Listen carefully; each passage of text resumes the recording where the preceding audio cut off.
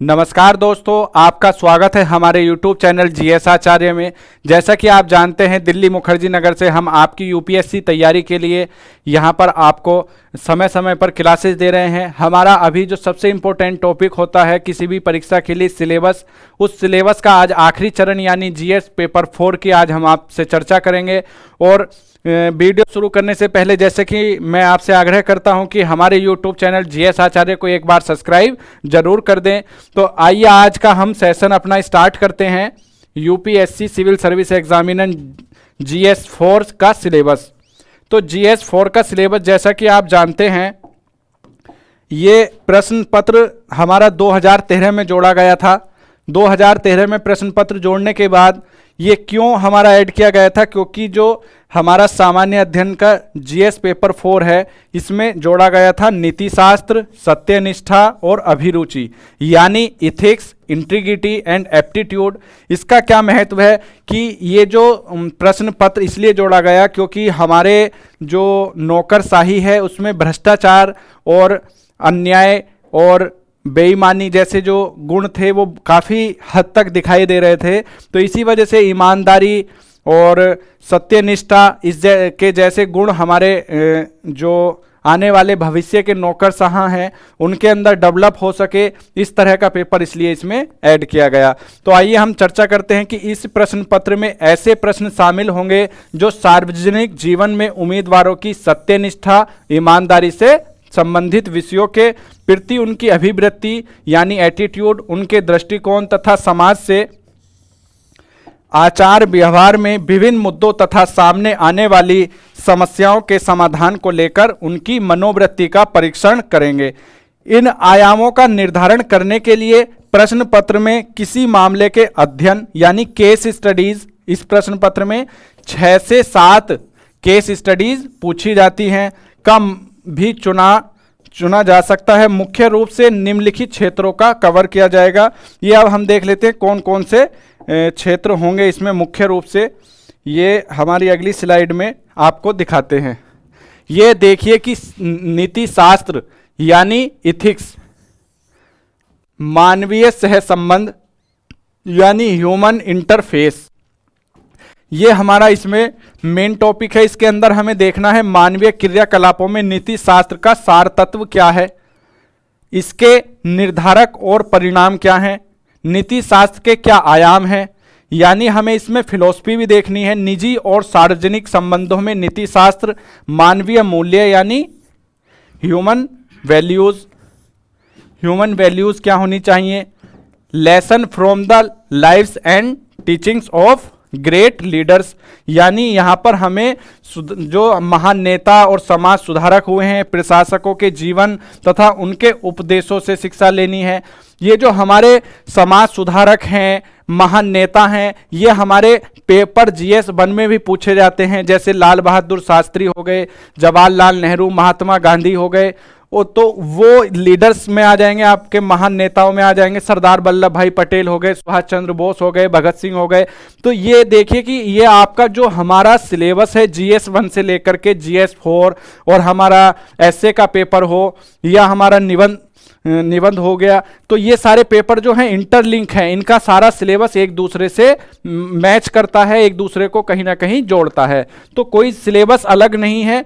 और मूल्य विकसित करने में परिवार, समाज और शैक्षणिक संस्थाओं की भूमिका, यहां से डायरेक्ट आपका प्रश्न आ जाता है कि शैक्षणिक संस्थाओं की क्या भूमिका है हमारा मूल्य विकसित करने में, इस पर चर्चा कीजिए। या परिवार की क्या भूमिका है। इस वर्ष भी एक प्रश्न पूछा गया था कि वर्क फ्रॉम होम, जीएस 1 में पूछा गया था कि वर्क फ्रॉम होम में पारिवारिक संबंधों पर क्या प्रभाव पड़ा वर्क फ्रॉम होम का।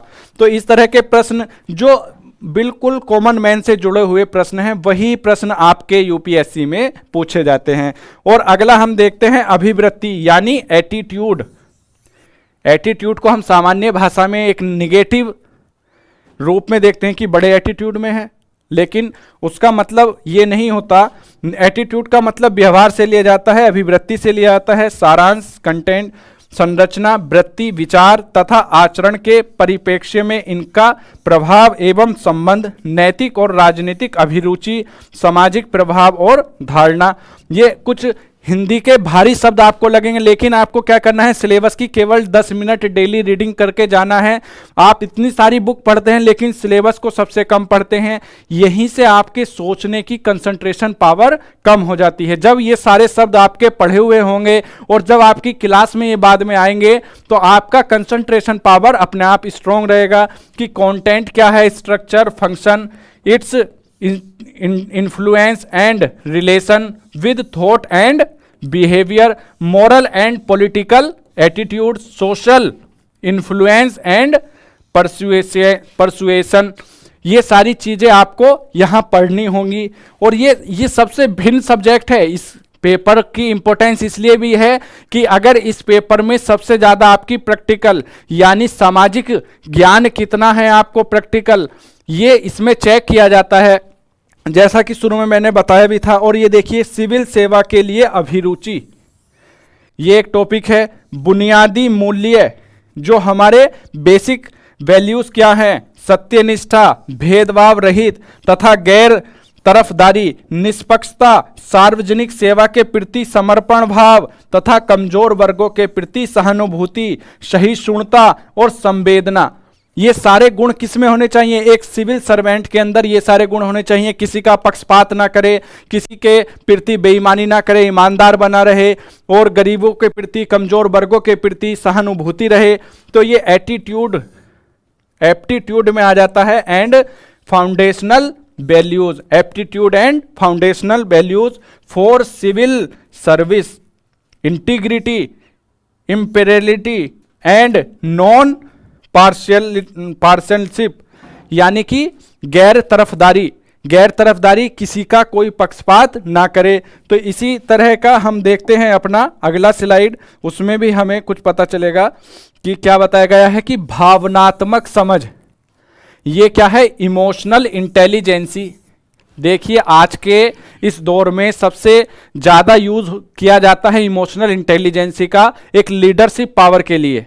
लीडरशिप पावर का मतलब क्या है, जब भी आपने देखा होगा कि लीडरशिप पावर और इमोशनल इंटेलिजेंसी का प्रयोग करते हैं जब हम नेता वोट मांगने जाते हैं, तो उनसे क्या भावनात्मक संबंध जोड़ लेते हैं और उनसे वोट मांगते हैं कि मैं आपका बेटा हूं, मैं आपका भाई हूं, आपका दुख दर्द समझता हूं, मैं भी यहीं से निकला हुआ हूं। ये इस तरह की जो बोलचाल है, संबंध है, ये हमें सीख लेने चाहिए। ये तो एक दूसरे पक्ष की बात होगी, लेकिन जब हमारे सामने कोई ऐसा केस आएगा जिसमें कोई महिला पीड़ित होगी, कोई गरीब शोषित होगा, तो उससे बताया जाएगा कि हम आपका दुख दर्द समझते हैं और हम इसे उसी तरह से निपटाने की कोशिश करेंगे जिस तरह से कि आप फील कर रहे हैं, हम भी वही फील कर रहे हैं। तो यही सारी चीज हमें बतानी है। भारत तथा विश्व के नैतिक विचारकों तथा दार्शनिकों के योगदान, जैसा कि मैंने बताया था कि इसमें फिलॉसफी भी आपको पढ़नी होगी। तो ये दार्शनिकों का जो योगदान रहा है, भारत प्लस विश्व, यानी सोक्रेटिस या सुकरात, प्लेटो, इन सब के क्या विचार रहे हैं, कार्ल मार्क्स के क्या विचार रहे हैं, और भारत के अपने महात्मा गांधी हैं, रविंद्रनाथ टैगोर हैं, दयानंद सरस्वती हैं, विवेकानंद हैं, ये सारे लोगों के विचार इसमें इंपॉर्टेंट हो जाते हैं। फिर है अपना लोक प्रशासन में लोक यानी सिविल सेवा मूल्य, फिर से ये इंपॉर्टेंट आ गया। तो यहां से तो आपका प्रश्न बनना निश्चित है कि लोक प्रशासन में सिविल सेवा के मूल्य क्या हैं, इससे आप क्या समझते हैं। नीति शास्त्र, स्थिति तथा समस्याएं, क्या इसमें समस्याएं हैं, तो हमें केवल यही फोकस करना है कि हमारे कॉमन मैन की क्या समस्याएं हैं और उनको किस तरह से सोल्व कर सकते हैं। इस पर कई बार प्रश्न पूछे जाते हैं। सरकारी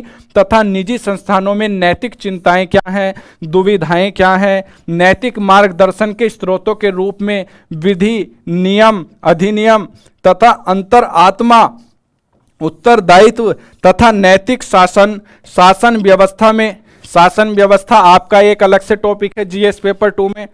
आप देखेंगे कि शासन व्यवस्था एक अलग से भी टॉपिक है और जीएस 4 में भी आप इसे देख रहे हैं। तो जब आप बार बार अपना जीएस 1, जीएस 2, जीएस 3, जीएस 4 का सिलेबस पढ़ेंगे तो आपको ऐसे कई टॉपिक मिलेंगे जो कॉमन हैं और उन कॉमन टॉपिकों को आप एक बार तैयार कर लेंगे तो किसी भी पेपर में वे पूछे जाएंगे तो आप उनका सटीकता के साथ उत्तर देंगे।